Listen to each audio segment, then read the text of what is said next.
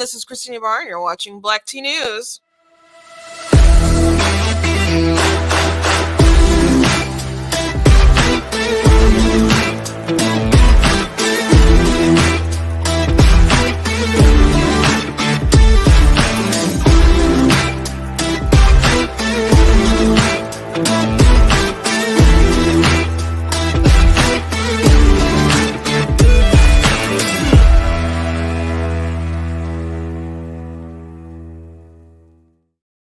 Hello. Welcome to Black Tea News. I'm your host, Christina Barr, and today we are going to be talking about a little bit of TikTok again, a bit about it. But I really want to tackle this question about, because I kind of struggle. I'm like, how much in the White House are these people dedicated to the crazy, and how much is it performative, and how much is it pandering to a base? But I'm like, it doesn't make sense because the group, they're sometimes the policies and the ways they go about things are so targeted towards such a small group that it doesn't seem to make sense in the long run. So I'm conflicted about how much is just them being performative on a lot of things versus people legitimately being dedicated to the ideology. Now, I don't think Biden, if I had to guess, that he's all into the stuff that he pushes, but he's an opportunist, always has been. But I'm questioning some things about Jen Psaki. So I came across a video today, and I wanted to play it for you guys. And when she just breaks down crying about the parental rights and education bill, she feels people are being targeted and picked on. Now, the White House's ideas on gender identity and affirmation and stuff, in the long run, is going to cause a lot of confusion, harm, and butchery to young people. Yet they are pushing it nonetheless, and I don't understand the total end game of that. I'm really conflicted, and I don't know. Maybe you guys in the comments or something can help me out here, because I know there are people like in a long game who want to like ruin the country, just cause all kind of confusion and destroy masculinity and blend roles and all kinds of stuff, make us weak mentally, physically, all kinds of our resolve. Like, I get that. That's kind of like bigger picture, uh ultimate evil sort of stuff, I guess. But I don't think everyone involved in politics is deep state, sort of Marxist, bring down America kind of stuff. Some people are just in it because they sincerely believe it. And I just don't understand where the White House is on some of the stuff that they push. So I understand that Biden has a lot of people around him that are really into this stuff. But Jen Psaki deciding to go on, have an interview and just sob and continue to lie about the parental rights and education bill and the motivations behind it, and even how people feel about it publicly, is just really totally insane to me. It's really totally insane to me. And I did a little poll on Facebook before I went on. I said, this is a really important poll about my show today, and I wanted to know how people felt about it. Like, is Jen Psaki like performative, or is she someone who like is legitimately into the ideology? And people seem to have mixed feelings about that. I'm just gonna talk about it really quickly. I'm scrolling on my page to see what people said in the poll. I got a couple comments, and people said she's the queen of crazy town. She's definitely one of a kind. Professor Liar, very good at her job. She doesn't have to believe it. She's just got to sell it. That's true. She's a liar. She's definitely out there. Performative. She knows she's lying. She knows we know. She knows we lie. That she's lying.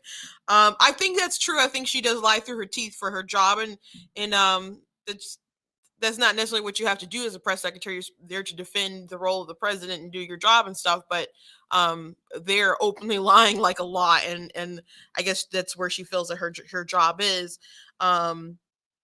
Funny Farm, dedicated to crazy. She needs to read the bill and maybe sit down with someone who can read and understand and tell her the little words what it means. It is a very simple bill, and the fact that many people try they purposely confuse themselves about it is pretty amazing. Someone said both.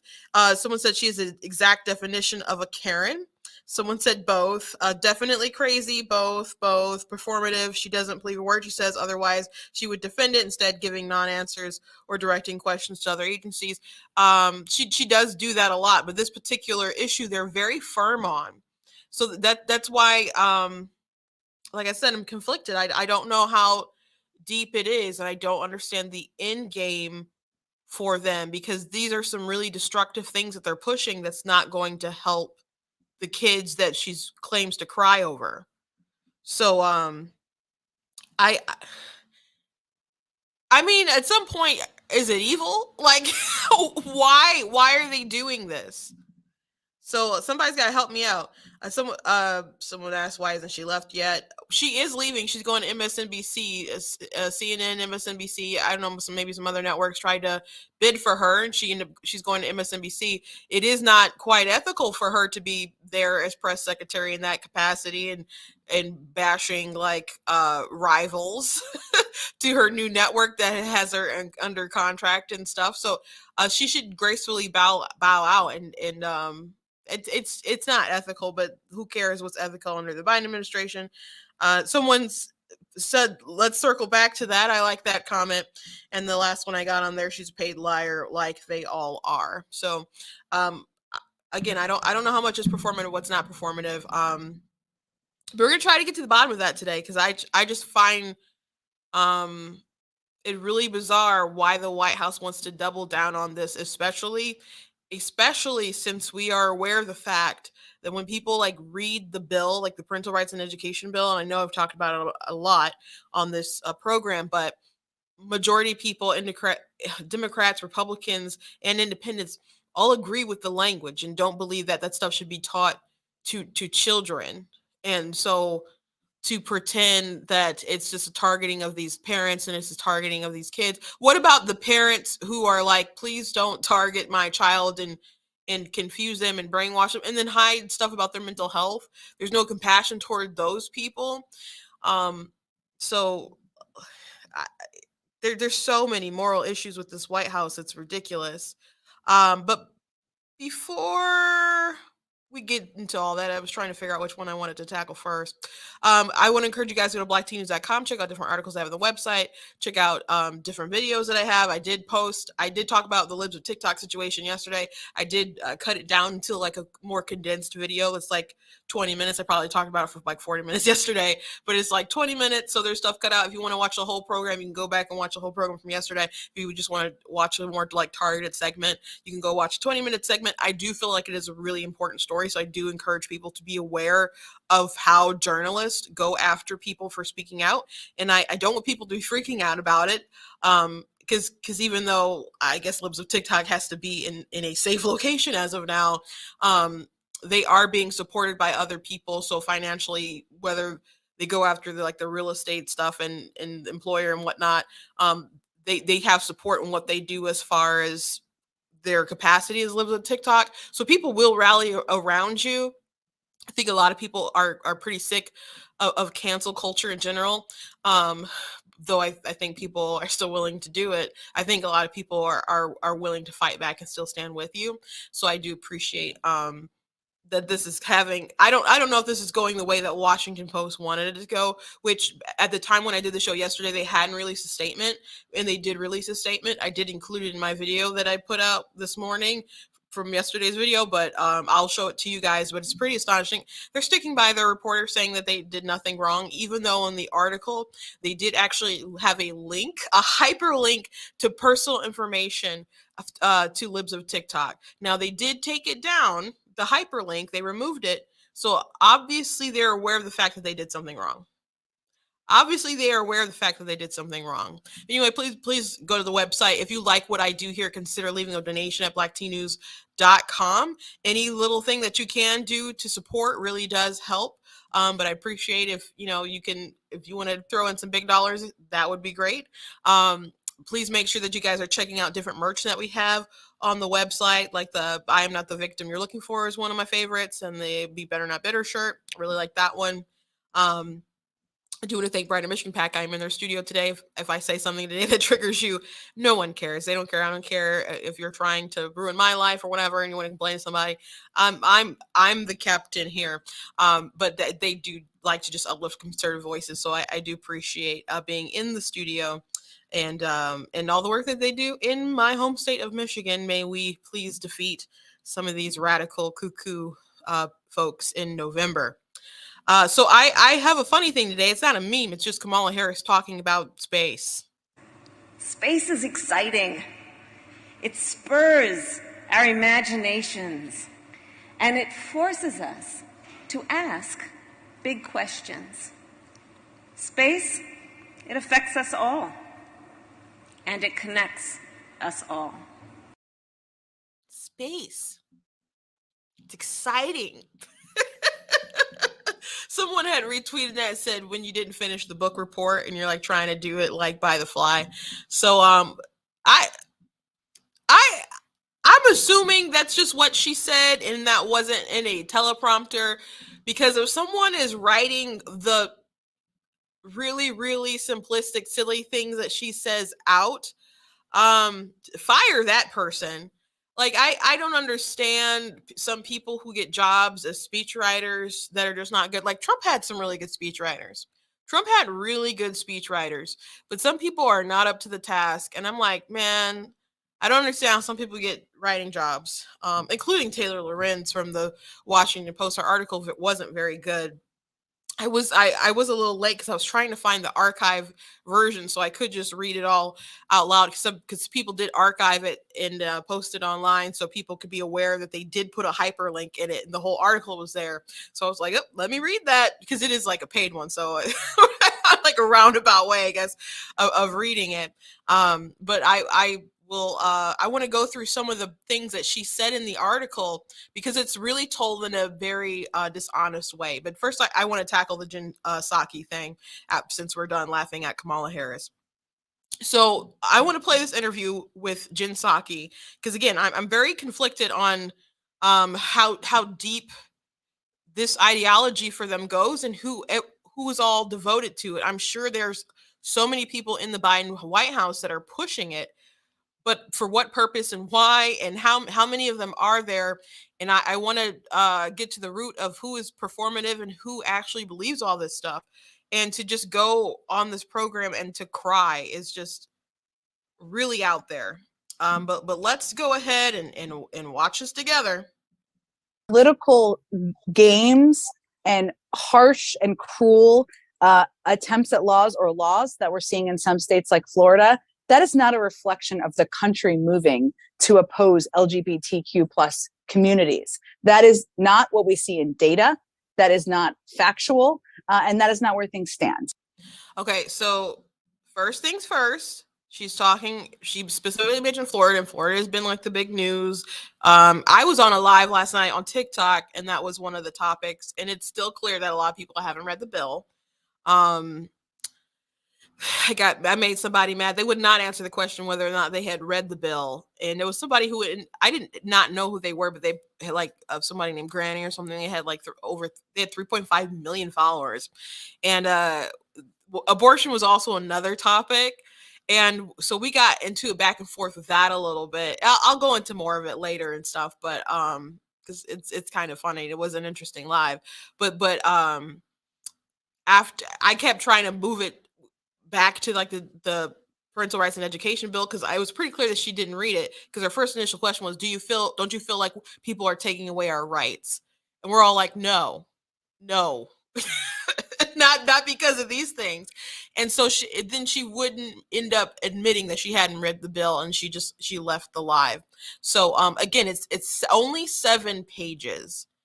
And the host of it, because I was like a guest on the live, they really wanted people to be like, read it and then jump back on.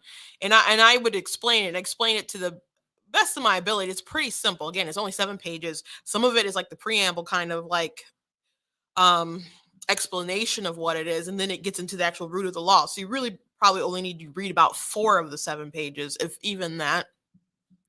But if you're unaware of what the bill is, I'll break it down. Again, it's only 7 pages, but there's two really important components of this. One, administrators, staff, those kinds of folk cannot hide things regarding issues surrounding your child's mental health and well-being from a parent. You can't hide those things from the parent. That sounds good, right? Like they cannot conspire to hide these things from a parent. Things that are important to your kid's well-being and mental health. And it doesn't specifically mention gender ideology in regards to that mental health. So you could expand on a bunch of other things. Like I was going back and forth with people and I mentioned anorexia as an example. Like, why are you bringing it up? Because I'm like, because the bill doesn't specify specifically in that section that is talking about gender identity. It means things regarding their well-being and their mental health. So whatever reason you may want to hide that stuff from parents, you can't hide that stuff from parents. You definitely can't conspire to do it. It's one thing, I guess, if you don't notice it, or one thing, if I don't know, it's even still nefarious or neglectful if you just don't think to bring it up. But there's people literally conspiring to hide information from parents. So that's one section of the bill. You cannot hide important information that parents should know from their kids regarding their mental health and well-being. The second portion is the thing that everyone's freaking out about, which actually, to be honest, I think the transparency thing is really what freaks people out on the left, because they don't want any sort of transparency within schools. That's why they're going after libs of TikTok, because they want all this stuff done in darkness. I think that's actually the thing that freaks them out, just the whole transparency aspect, because the second part is very neutral and most people like agree with this, that you cannot have classroom instruction on sexual orientation, and it just says sexual orientation. It does not specify homosexual, doesn't specify lesbians, bisexuals. It just says sexual orientation. So it is a neutral law. So it says you can't have classroom instruction, and it says instruction. It doesn't say discussion. It says instruction. So if you're not going to write out your lesson plans of the day and say, we're going to learn about homosexuals today, or homosexualities, or what it feels like to be a pansexual, those sorts of things are not going to be classroom instruction. You're not going to whip out the book I Am Jazz and I guess probably read that to the kids. Like, that's not going to be a part of it. And then it also says gender identity. You can't have classroom instructions on that for grades K through 3. And in other grades, if it's deemed in an inappropriate manner. So some people are like, well, that's really vague. It's like whatever the inappropriate standards regarding to Florida laws or whatever. I don't know all of Florida's laws and education standards, but whatever they have set, you can't teach that kind of stuff in an inappropriate manner to other older kids. And you would agree with that, right? Most people would agree with that. As a matter of fact, Republicans, Democrats, Independents, when people actually read the bill to people, they agree with it overwhelmingly. And the fact that people want to push this, here's one poll that was done. Um, and this is Democrats and in Florida. And so most people think that you shouldn't be teaching like gender identity to those kids. So and there's other polling that I've seen that's still very strong. Like majority of people agree with this. The fact that they still want to push this in such a dishonest manner is insane to me, and I don't understand the end game. So I'm just trying to just, I don't know, fill out their feelings, because it's puzzling. It's really it's a bad plan. It's just a bad plan. So and of course there can be like punishments and stuff, and if you go against what's in the bill, right? So that's the gist of the bill. And most people, like I said, agree with it. So she's talking about the Florida bill, this bill that most people agree with. She's bringing it up to complain about still, as if it's such an awful, terrible thing. So that's the context of the thing that she decided to bring up. She could have brought up exclusively talking about like in Texas, where they want to go after parents who are or make it so that you can't like do the transition stuff, which you shouldn't, I don't think, um, and say that it is abuse, and to make those kind of altering life changes on children before they can even really comprehend what they're going through, and just doing all this affirmation, because there's some people who go through these things and they have other issues. It's not even gender dysphoria, and then they chop off their breasts and have hormones and other kind of stuff like that, and they're like, oh shoot, I was just depressed, or oh shoot, I just had internalized misogyny. And they're like, what have I done? And the more they push this, the more it's really going to hurt kids. And there has to be some part of Jinsaki that knows that. So that's what's puzzling about their ideology on this. But let's keep going. This is a political wedge issue and an attempt to win a culture war.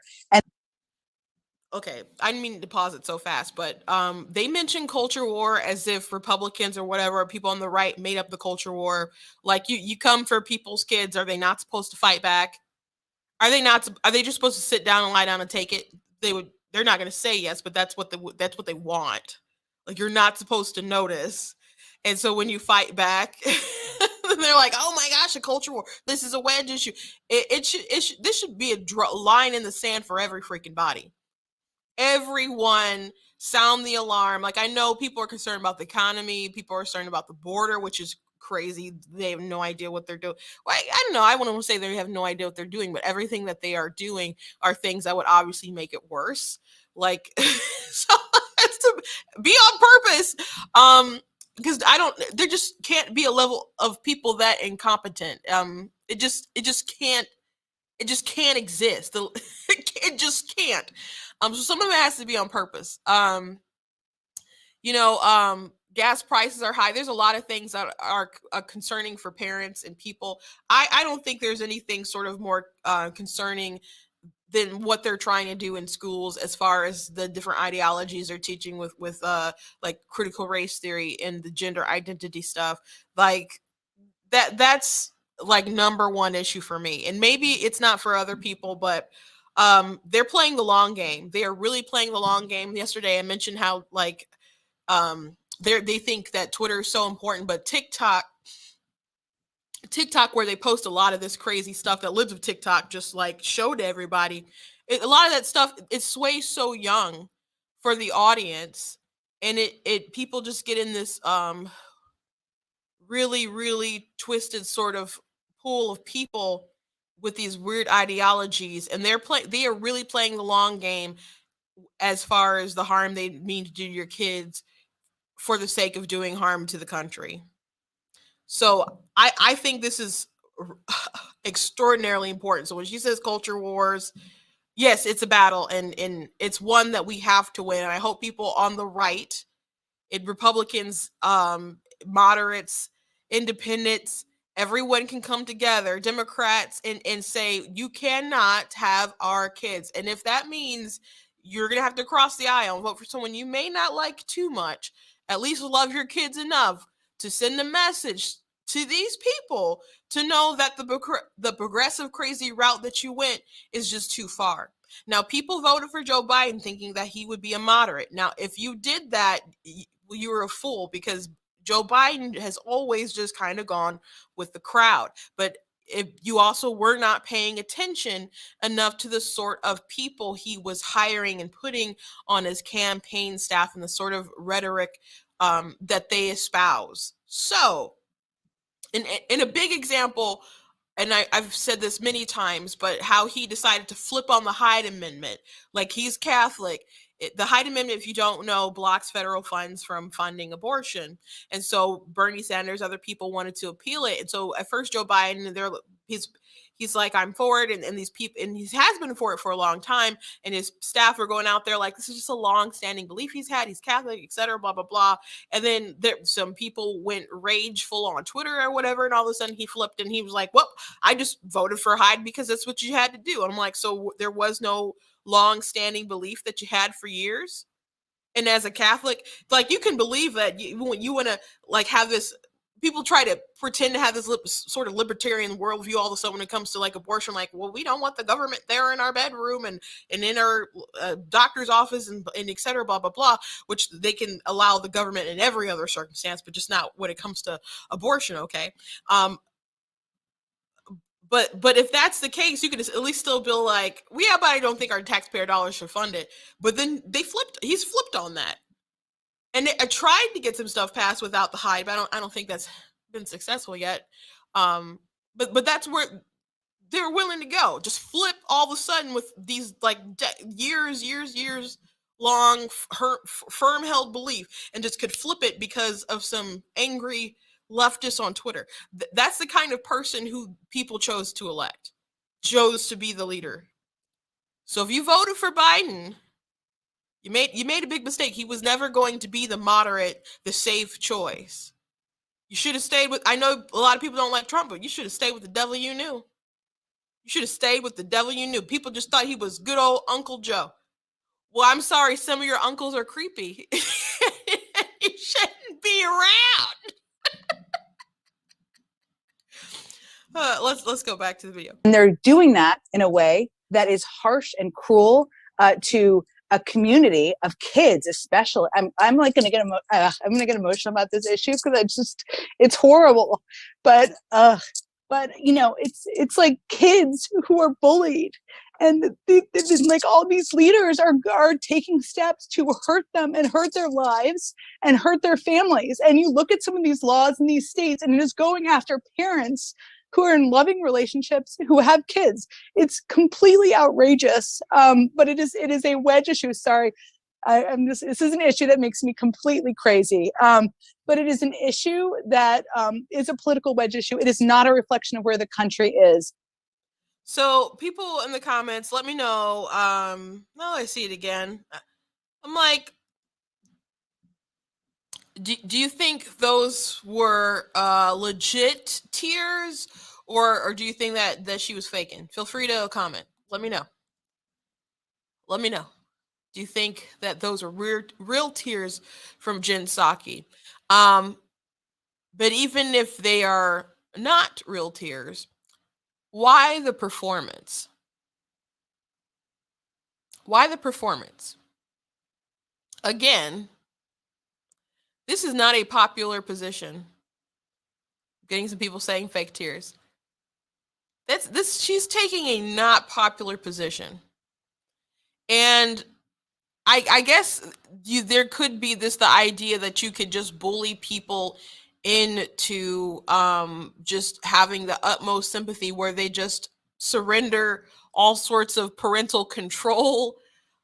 Because I know a lot of people who have decided to leave the left, and maybe they're independents, maybe they're Republicans and conservatives or whatever now, but they would say, like Dave Rubin, for example, he considers himself a classic libertarian, but he used to be on the Young Turks, right?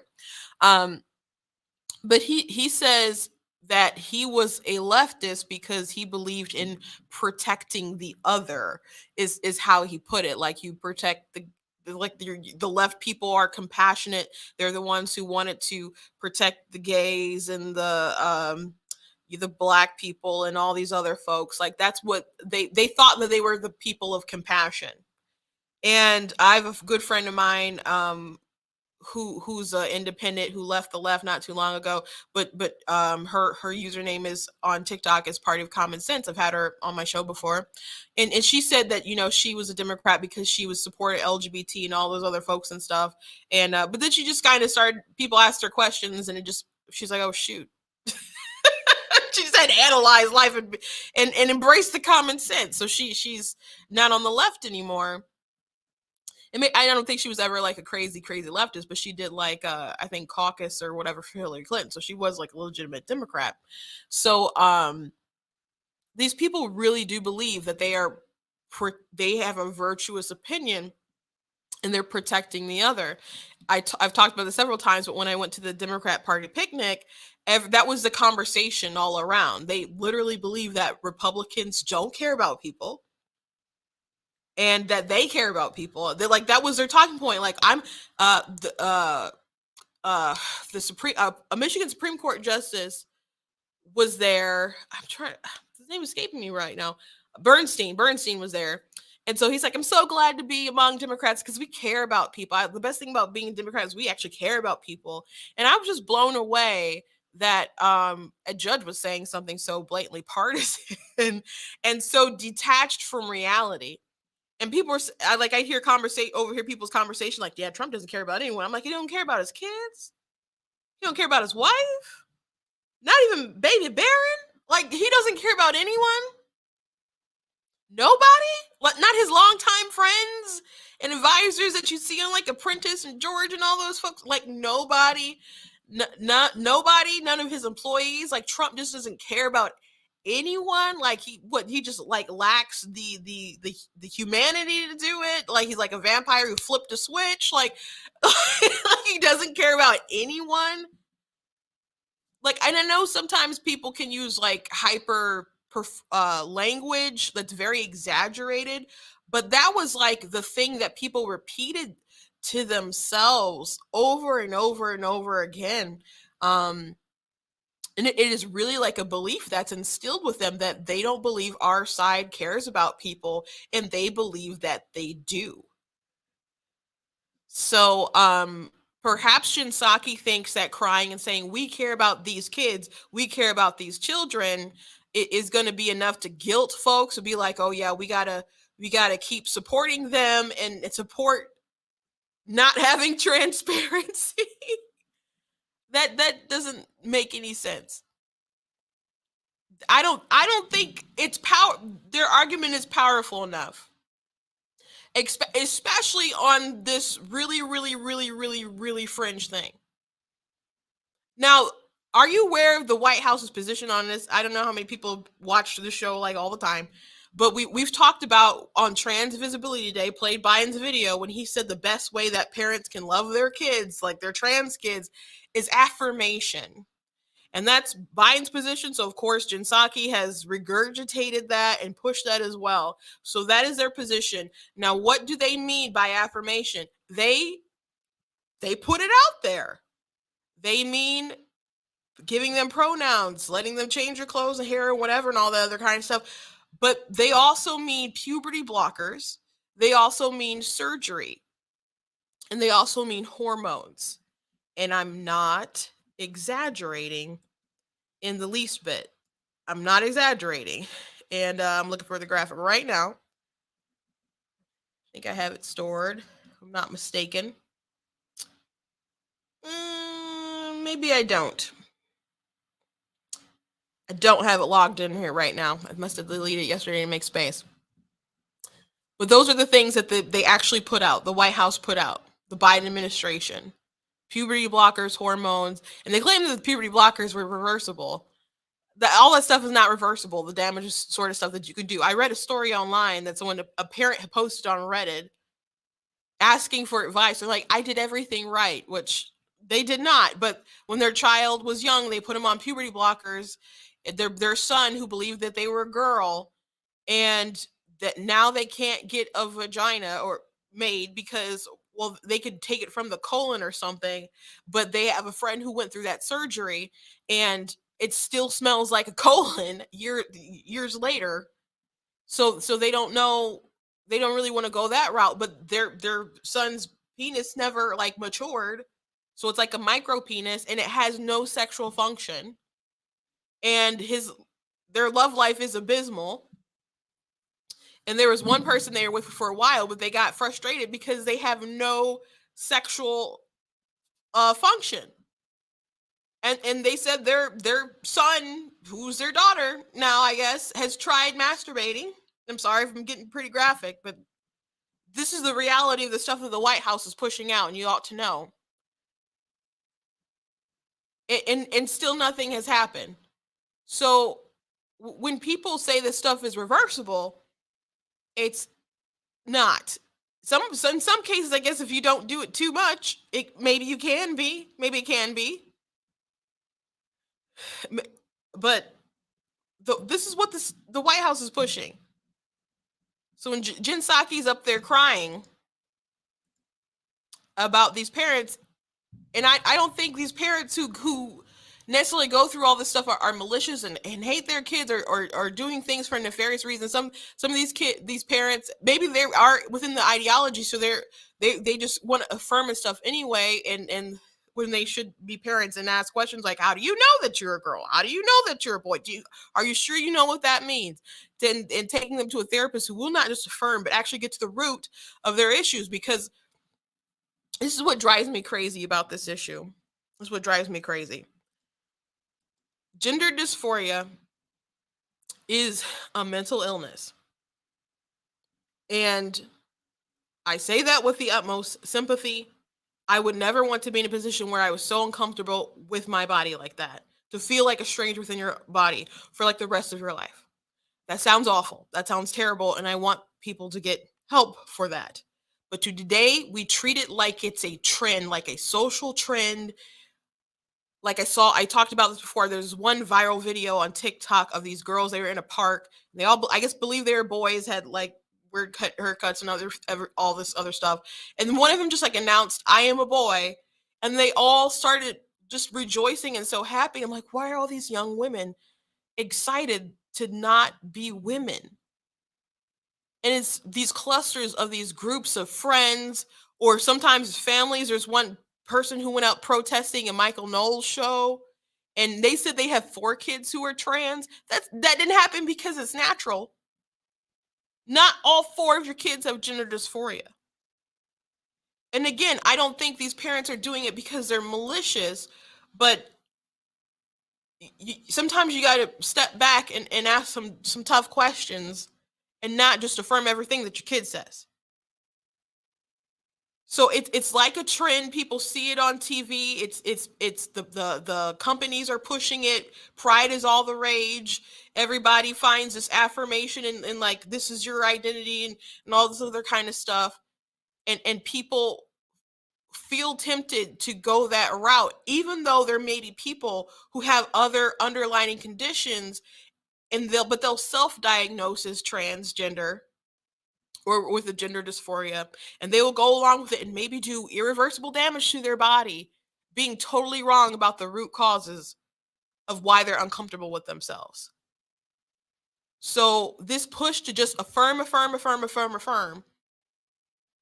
doesn't make any sense. Like Jordan Peterson talked about how it doesn't make sense, and it's not real therapy for you to go somewhere and you're disturbed within yourself to need therapy, and the therapist is just supposed to go, yep, you're absolutely right, and just confirm your self-diagnosis. But that's what people are pushing towards with the gender ideology.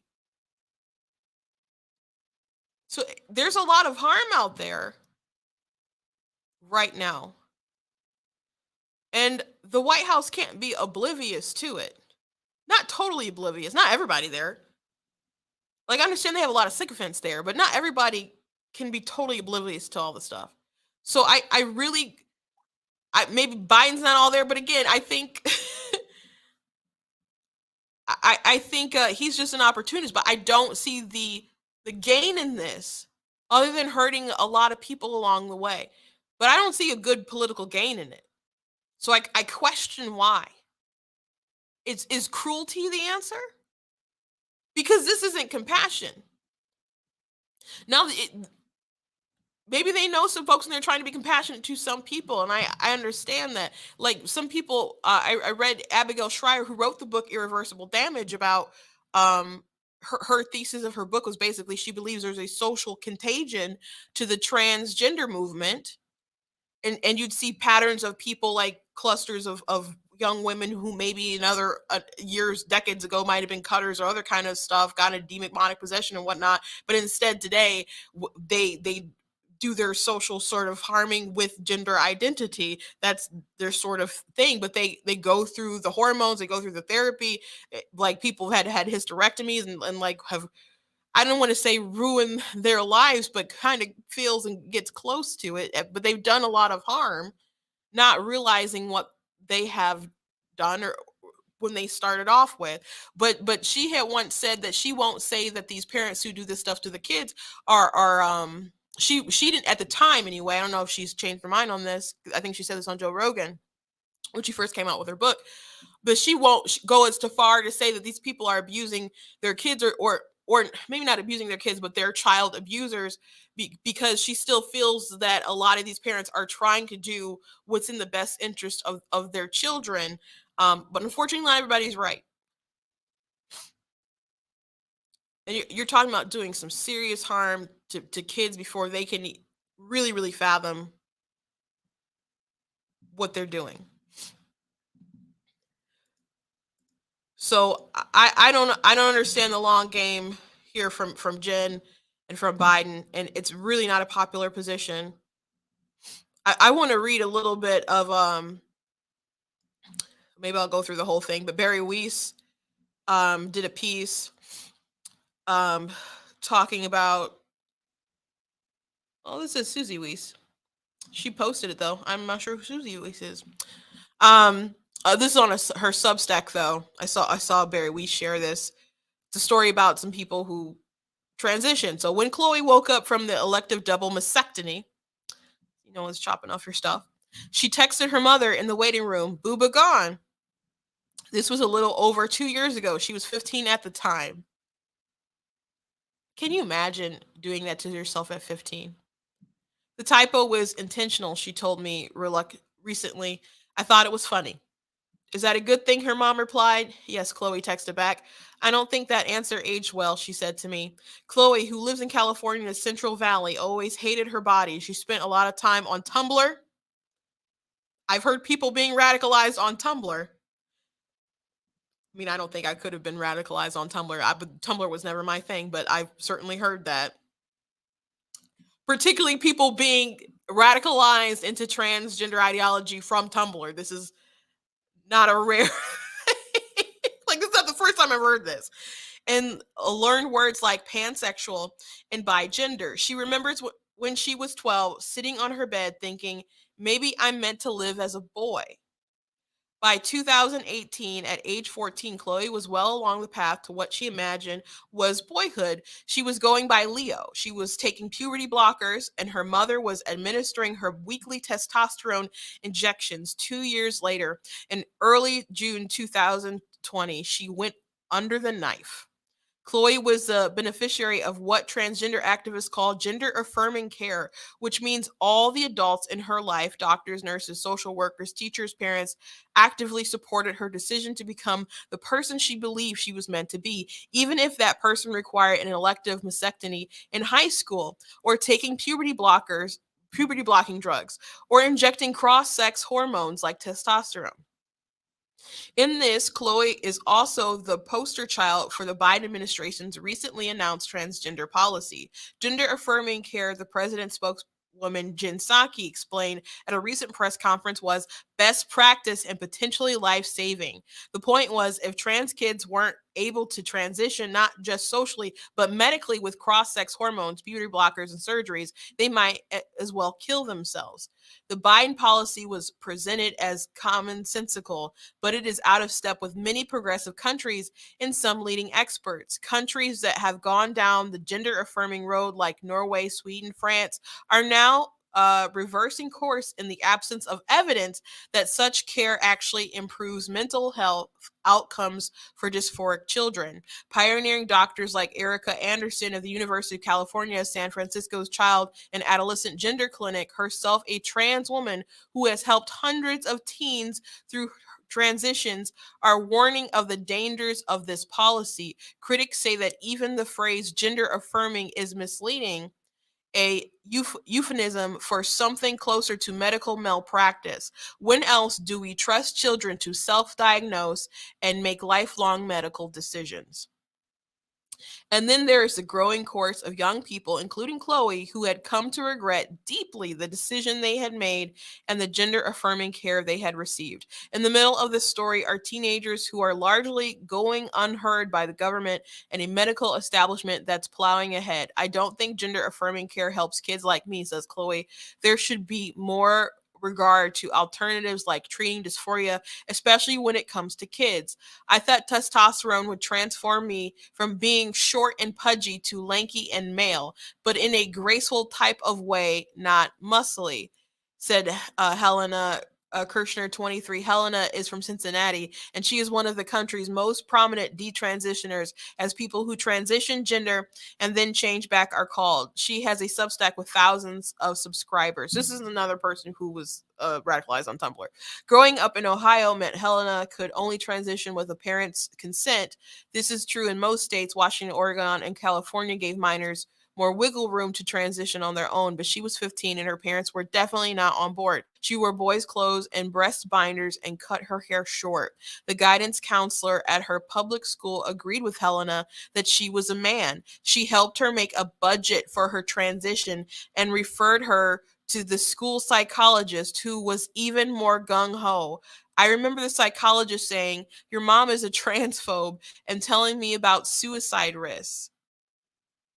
This is why we have the parental rights in education bill, man.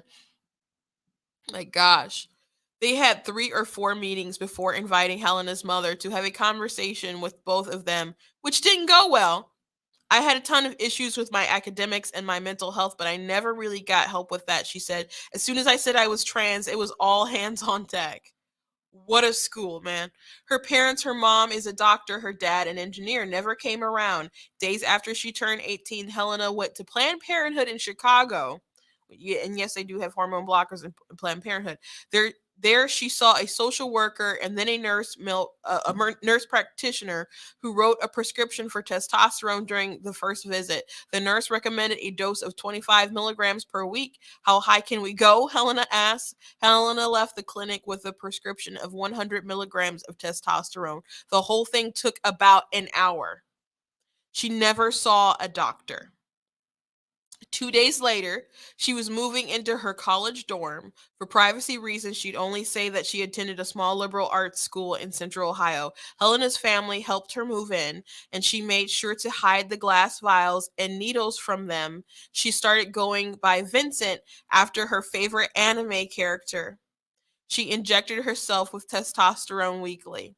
The drug made her feel irritable and angry, and it gave her sex drive a massive boost that she called overwhelming. She began hitting herself, and once she cut herself with a serrated kitchen knife, she landed her in a psych ward for a week. After a year and a half on testosterone, it began to dawn on her that the reality I was living was not lining up with the fantasy I had as a teen. Helena's roommate, who was also a trans man, made a video chronicling their friendship. It started on the second day of college and then spanned a period of about a year and a half, and it was supposed to be upbeat, a celebration of their shared liberation from the shackles of their girl bodies. But when Helena watched, she saw herself becoming more despondent. The roommate, as it turned out, eventually also detransitioned. That was early 2018. Slowly, Helena realized she wasn't a boy. It was crushing and a terrifying feeling, she said. She went to cold turkey off testosterone and bought a wig and makeup and new clothes. When I asked Helena whether living with another trans man had an influence on their decisions to transition and to detransition, she said definitely. It was the inverse of the theory that the explosion of gender dysphoria among girls starting about a decade ago was really part of social contagion.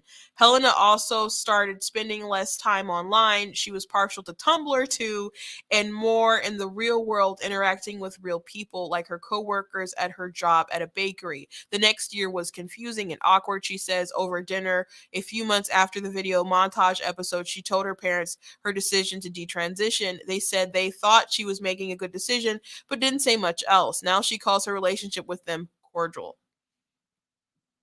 Proponents of gender affirming care say its benefits dramatically outweigh the risk, but there's little data to back that up. And in any case, this is still a new phenomenon about which great deal is not known. The American Medical Association staunchly supports gender affirming care. Same with universities, especially elite universities. Same with the President of the United States. It's unclear whether there is any academic or professional space left for the skeptics.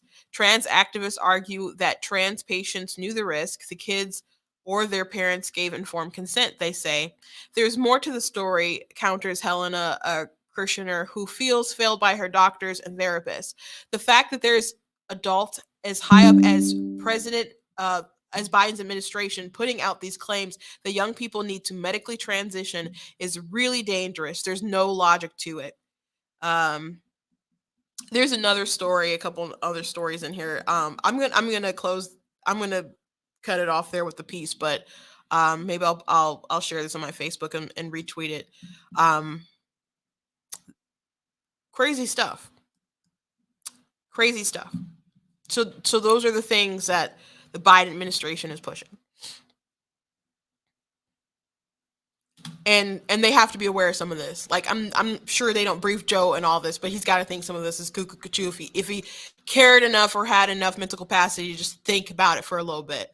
Like I'm sure when he posted that video on Trans Visibility Day, they just sit him down and say, "Read it, Joe," and they give him his pudding cup when he's done. So Joe Biden, they say is still meticulous about some things, but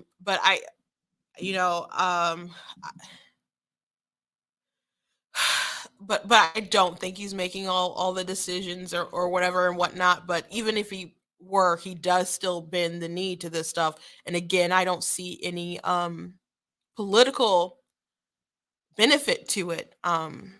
So again, I don't understand.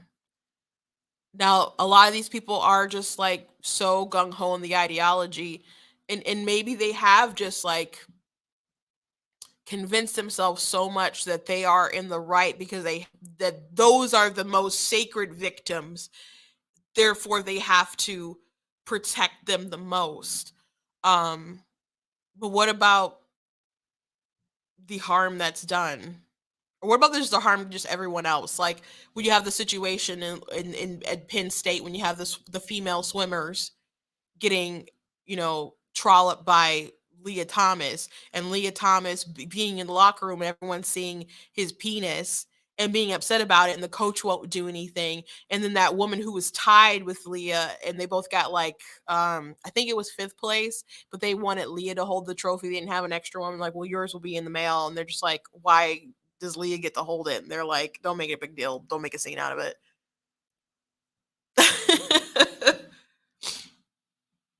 So someone else who tied for the same place as Leah had to hold like the 6th place trophy.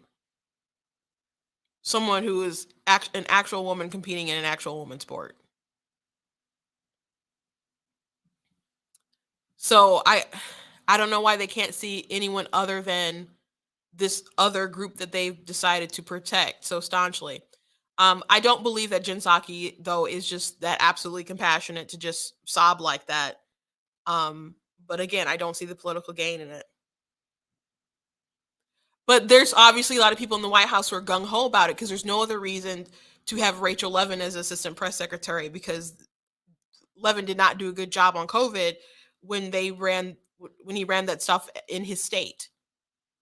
There's no the Biden administration has a lot of diversity hires, a lot of them, including Secretary Becerra, because he didn't have like public health expertise. Like his claim to fame right now is like suing nuns.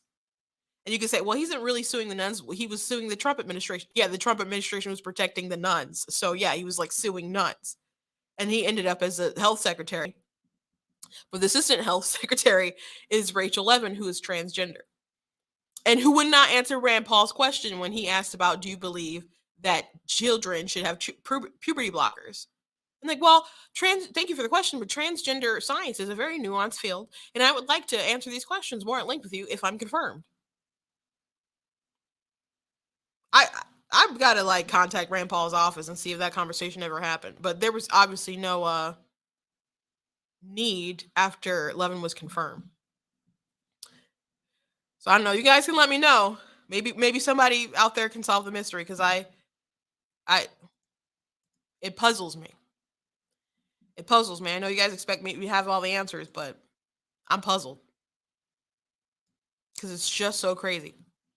Okay, I do want to talk about of TikTok before I go. So again, if you haven't followed the story, I did a whole show on it yesterday. But the Washington Post did an expose exposing the user behind the Libs of TikTok account. Libs of TikTok is a Twitter account where they simply just get videos of liberals from TikTok, and they get stuff from other places. But primarily, that's like they got their start They just find crazy videos of liberals from TikTok saying crazy stuff. And a lot of these folks were teachers. Um, and, and some of them ended up getting fired. So Taylor Lorenz, who cried not too long ago about online harassment, decided the story and actually went to like relatives' house, knocking on doors, which they're calling shoe leather reporting, and they're like, "This is just good journalism." No, that's not the case. I want to show you the statement that Washington Post gave in honor of Taylor. They said Taylor Lorenz is an accomplished and diligent journalist whose reporting methods comport entirely with the Washington Post professional standards.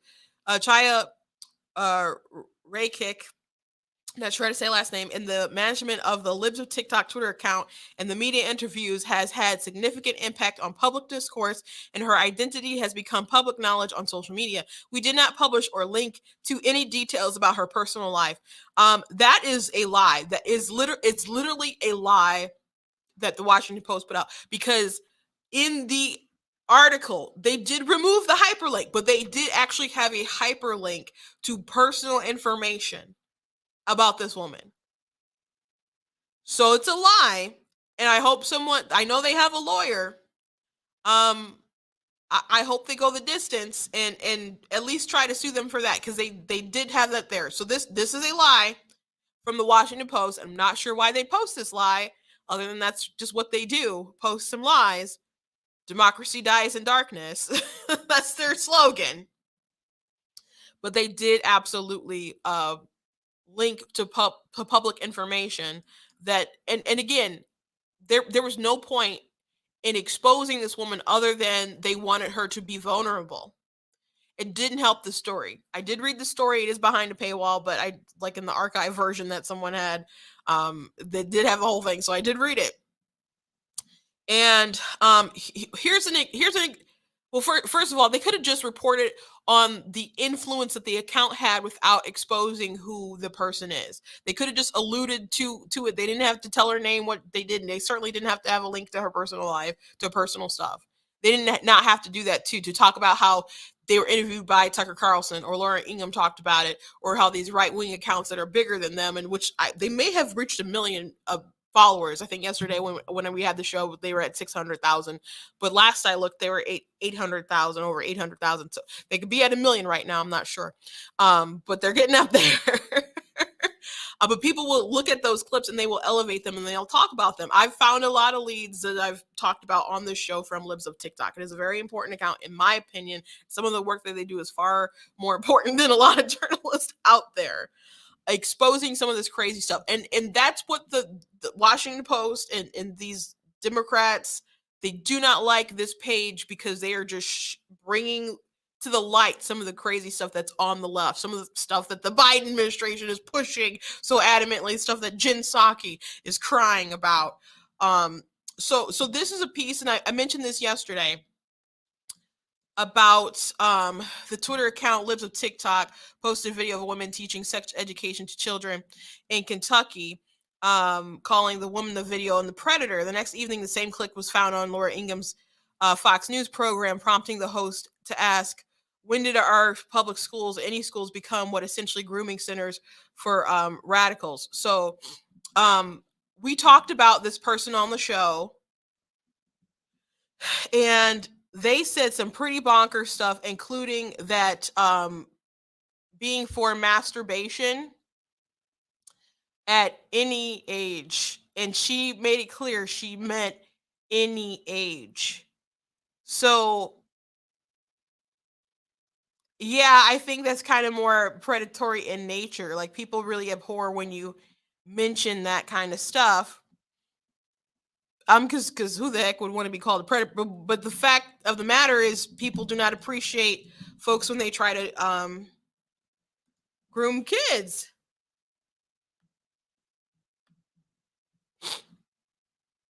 So,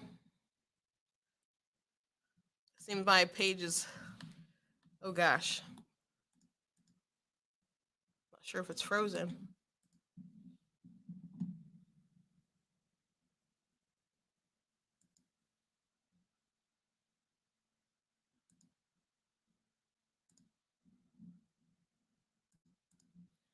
Hmm.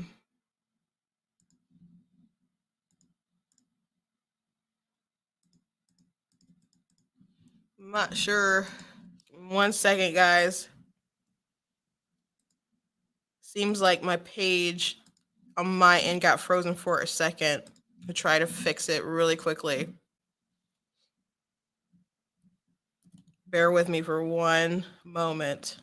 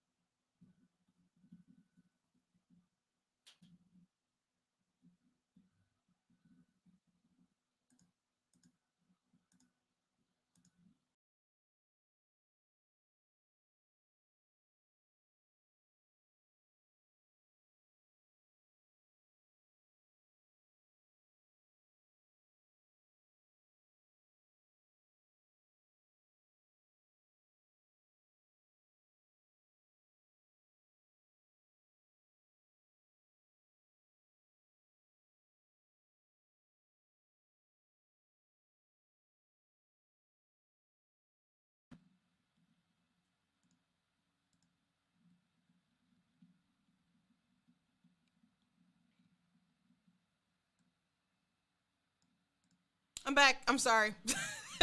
Sorry about that. Sorry about that. Not sure. I was trying to post a video and then it just kind of froze on me. Technical difficulty. So the person who they were referring to in that tweet that was like forever up on this page. Well, it wasn't a tweet. It was a section of the news article. They tried to do a sexy summer camp for kids. And they believe that masturbation was good for everyone at all ages. So that's the kind of stuff that the left is mad about libs of TikTok pointing out and mad that they went after them. There was also another section. They did mention that some of the people that they've went after there's been repercussions, and some people have been fired after libs of TikTok elevated some of these people. But here's an example of one of those people who lost their jobs after libs of TikTok pointed out some of the stuff that they believed. So much for that question. I use the term minor attracted person or MAP in the title and throughout the book for multiple reasons. First of all, because I think it's important to use terminology for groups that members of that group want others to use for them. And MAP advocacy groups like Before You Act have advocated for use of the term MAP. They've advocated for it primarily because it's less stigmatizing than other terms like pedophile. A lot of people, when they hear the term pedophile, they automatically assume that it means a sex offender. And that isn't true, and it leads to a lot of misconceptions about attractions toward minors. I've definitely heard the idea that you brought up, though, that the use of the term minor attracted person suggests that it's okay to be attracted to children. But using a term that communicates who someone is attracted to doesn't indicate anything about the morality of that attraction. So that's an example of someone that the libs of TikTok just posted them in their own words. People outraged and people drew attention to it, and then eventually there were repercussions there. But would you think that that was someone that you would want educating your kids who goes out of their way to be kind in the to the attraction to people who prefer minors like that?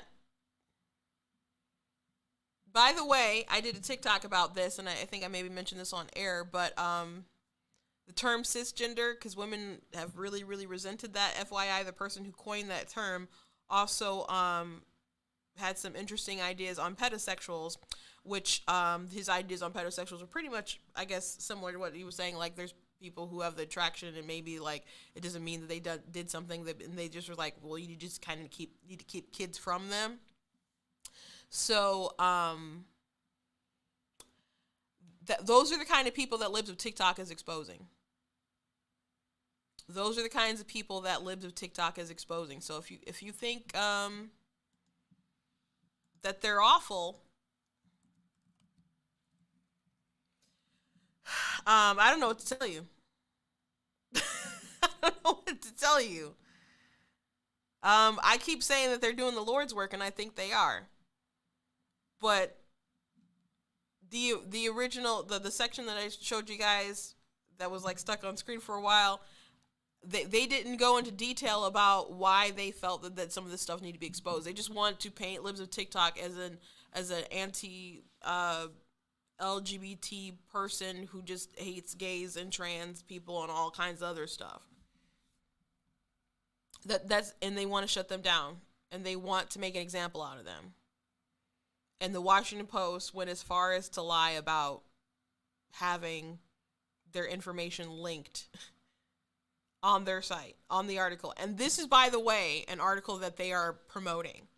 Now, it's a big account, and maybe they're hoping that people will pay like a $4 subscription to get in there and to read the article, but there's so much commentary on the subject, I don't know if how many people need to actually go and read the piece, because so many people are talking about it. It was trending for a while yesterday. It is a national conversation, and it is a big page that has driven a lot of national conversation. So again, I'm not saying it's not newsworthy to do a piece about them, but in the way that they literally said that they wanted to expose her. Literally said that when they reached out to Ron DeSantis, a spokesperson. In their own words, Taylor Loren said that she wanted to expose. So that's their own words. That's their own words.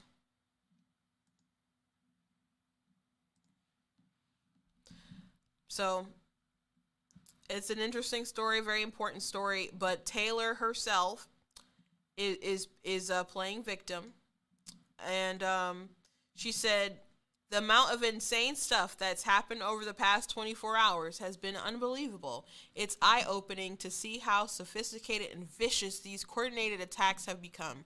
I'm grateful to work at a company that takes these issues seriously and is supportive. I'm doing great. And Libs of TikTok had retweeted that saying Taylor Lorenz, who had millions of Bezos dollars behind her and coordinated with leftist media to dox a private citizen, is the real victim here. Of course, it's sarcasm. But when I saw this, when I saw Taylor's tweet here, I'm like, this person's psychotic. This person is psychotic. The gaslighting is unbelievable.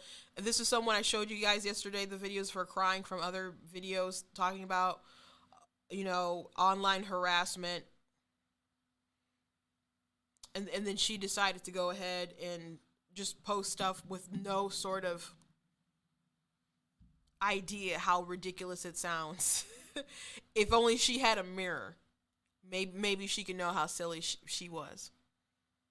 But she also went after a woman, a marginalized woman, and revealed her information online to intimidate her because she doesn't like what she stands for. So back to the conversation with Jen Psaki and leftists and all these folks who believe that they are morally superior and they are righteous because they care about the other. They do not care about the other when that other doesn't fall in line with their ideology. They don't. If you're black, if you're Jewish, if you're gay, if you say the wrong kind of thing that they don't agree with, if you don't go along with the group think, you're not in the protected class. You're a traitor. You're a white supremacist. You're upholding the patriarchy, internalized misogyny, all this other kind of stuff. And you don't care about people, and you're awful, and you're terrible, you're the bigot, you're the homophobe, and we have to expose you and ruin your life, and then try to intimidate the next person who would dare to do such a thing. So this delusion that leftists have about how they're the only ones who care about people, it's not true. It's absolutely not true. But what they do is not compassionate. This wasn't compassionate, and it certainly wasn't professional. and I hope someone takes legal action on the Washington Post. I'm not a lawyer, so I don't know how legitimate of a case it is, but this is a lie. They did link to public information, and they did. The public wasn't aware. Like, I follow this page like religiously. I did not know she was a woman until like a day or two ago or something, and I certainly didn't know her name. But when you look up to see where the web pages registered under to find out private information about them, and then you reveal it in your story, and then you send journalists to the house of the relatives. You can call it shoestring or shoe leather journalism or whatever, but you're just really being a tool. You're supposed to do minimal harm. It was not relative to the piece of the story, and by the way, it just wasn't a very good written story. But that's what I got for you guys today. I hope you enjoyed the show. Please make sure that you visit blacktnews.com. Check out different content on the website. Check out different articles that I've written. Please check out different merchandise that I have, like the "You Are Not That Special" mugs. Are so cute. Look at those. Also got them in t-shirts. Also, I got the "My Money, My Business" and all kinds of other stuff. I do also write books and other sort of things. If you go to blacktnews.com and go under merchandise, you can see all the products on the website, and also a link will take you to like my book website as well. If you enjoy what I do here and you like to support, go ahead and consider leaving a donation at blacktnews.com. We got a lot of cool things coming up that I think you guys will really, really like as we continue to expand here, and hopefully I can get someone else who can click these things along so I don't have any technical difficulties. I usually don't have any issues, but I don't know what was up with that, but maybe I was trying to do too much as I talked and whatever, and it just froze on me, so I had to like hit the Control-Alt-Delete and close down Chrome and the whole window, and then was waiting for me back when I jumped back in the live. So thank you to everyone who jumped back in, or everyone who held off until I or came who just kind of waited until I fixed the issue. I see that you guys appreciate Black Tea News. Really, really appreciate you guys. Make sure you follow me across all my different social media platforms, and I will see you guys tomorrow. By the way, people keep asking me about the Johnny Depp trial. I was listening to a little bit of today, and I've seen like bits and pieces on social media. I do plan to talk about it, so I'll probably have a big day, and I want to have like a lot of kind of stuff together. But I was listening to his testimony, which I think it's interesting that is like a defamation case, like Fox News pointed this out, and that Amber Heard's lawyers are just allowing him to testify and saying all this information about how she physically hurt him, and that doesn't make sense unless they like know stuff that they can just kind of tear all that kind of stuff apart. But it doesn't seem like at this point her lawyers are, I don't know, great. So I don't know. I just got to look a little bit more into it before we cover it. But I'll say this. I do know this. He was with his baby's mama for a long time, and they just did not get married. And to think that he broke up with his baby mama, who he's with for a long time, and got with Amber Heard, and it's like been just awful. There's just so much commentary you can say around that, like when men say they don't want to get married or whatever, there's someone they're willing to get married to. But some people just have sort of a bad type. Like they said his mom would attack his dad or whatever, and his dad wouldn't do anything. I'm like, so this man like was with a woman who had his babies and didn't settle down like with her, and then got with Amber Heard, who was abusive, so he could just kind of repeat the same cycle as his dad. That's crazy. That's amazing. That's amazing. A lot of interesting things they can commentate on, and maybe I'll try to get some other people to also commentate along with it. I don't know, but I plan to talk about it. So we'll see what happens. So if anyone out there is interested, a lot of people are interested. People are talking about it everywhere. It is interesting. People were surprised I haven't talked about it really, and they're like, I think that's more interesting than Will Smith smacking Chris Rock. I'm like, to each their own, but it is an interesting story. I'll get to it. But anyway, God bless you guys. I'll see you tomorrow.